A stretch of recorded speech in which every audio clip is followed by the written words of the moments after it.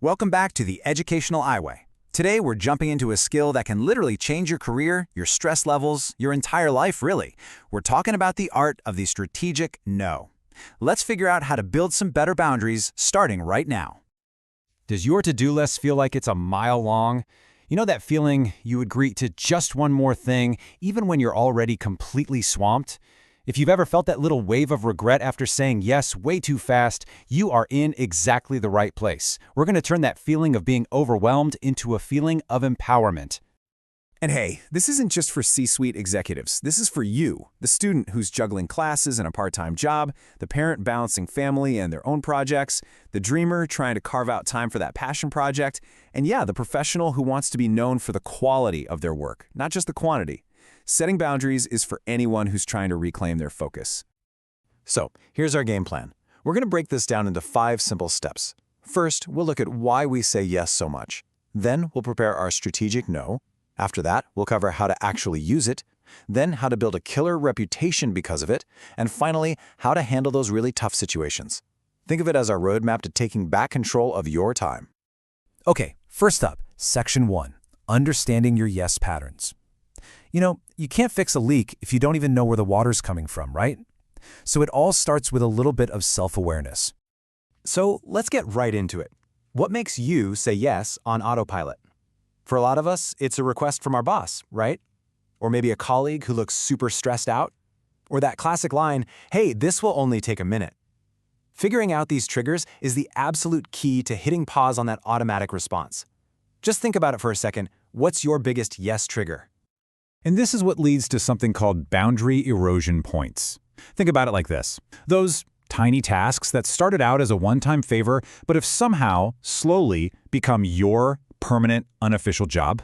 Yep, that's a boundary erosion point. And that's exactly where your time and energy are just silently draining away. Okay, so now that we're a little more aware of the problem, what do we do about it? How do we prepare? Well, that brings us right to Section 2. Building our communication toolkit. This is all about being ready before the next request even comes in. You know, the most powerful tool you have is often the simplest one. So have a go-to phrase ready, something like this. I don't have the capacity for that right now. That's it. It's direct, it's honest, and you don't need some complicated excuse. Seriously, try saying it out loud. This is going to be your foundation. Now, for those situations that need a little more finesse, you can try the sandwich method. It's super simple. You start with something positive, like, "Hey, I really appreciate you thinking of me for this." Then you state your boundary clearly, "But I just don't have the bandwidth right now." And then you end on a helpful note, "But I can help you find someone else who might." See? Positive, clear, and you're still being helpful. All right, we've got the tools. Now for Section 3, putting them into practice out in the wild. Saying no doesn't have to mean slamming a door shut. And that's the whole idea behind the alternative offer. So instead of just saying, "I can't take on that entire project," you offer what you can do. Maybe it's, "I can review the final draft for you." It shows you're still a team player, you're still in the game, you're just not overcommitting yourself. And there are a couple of other really powerful techniques too. There's the delayed yes. This is perfect for those great opportunities that just pop up at the wrong time. You're not saying no forever, you're just committing to helping later, maybe next quarter. And then there's the specificity technique. This is all about breaking down a huge request and agreeing to just one small, totally manageable piece. Okay, we've covered a few pretty powerful strategies here. So now I'm curious to hear from you. Which one are you going to try first? Is it the sandwich method, the alternative offer, or maybe the delayed yes? Go ahead and drop your choice in the comments below. You know, just committing to one is the very first step to making it a real habit.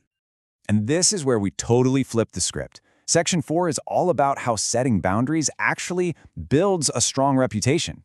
I know it sounds counterintuitive, but it's not about being difficult. It's about becoming known for reliability and flat-out excellence. Now, the key here is not to try and change everything all at once. That's just a recipe for burnout. Instead, start small. I'm serious. Just focus on establishing 2 or 3 new specific boundaries. Why? Because it's manageable, and every little win builds momentum and confidence, which makes it so much easier to stick with it for the long haul. So what could these boundaries actually look like? Well, maybe it's a hard stop on checking emails after 7 p.m., no exceptions. Or maybe it's blocking out 2 hours every single morning for deep, focused work. Or just limiting yourself to 1 extra project per quarter. These kinds of clear, consistent rules slowly teach everyone around you how to interact with you respectfully. All right, let's get into our final section. And honestly, it's the one that most people worry about: handling those really difficult situations. This is all about how to stay firm with grace when the pressure is really on, especially from a boss or manager. So when you're talking to your boss, pay close attention to how this script works. You're not just saying a flat no. What you're doing is aligning your refusal with priorities that they already set. By bringing up a shared goal, like that big client project, you turn what could be a no into a strategic conversation about what really matters most to the team. And what about those people who just don't seem to get the hint? You know the ones. For them, there's a two-step process. First, start by being helpful. Offer those alternatives, suggest other solutions. But if they keep pushing, you have to escalate. That means using clearer, firmer, but still totally professional statements about your unavailability. You know, building these skills is definitely a journey, and it is not always easy. We all face different challenges. Maybe it's guilt or a fear of conflict, or just breaking old habits. So I would love to hear from you in the comments. What's one barrier that you've had to break through on your own journey to setting better boundaries? Sharing our experiences can seriously help everyone here. And that brings us to the end of our roadmap on building better boundaries. Just as a reminder, all the material in this explainer was created by the Educational Highway. So, as we wrap up, I want you to remember this. Saying no isn't really about rejection. It's about selection. It's about choosing where you invest your absolute most valuable resource, your attention. Because your focus is your future, so protect it with purpose.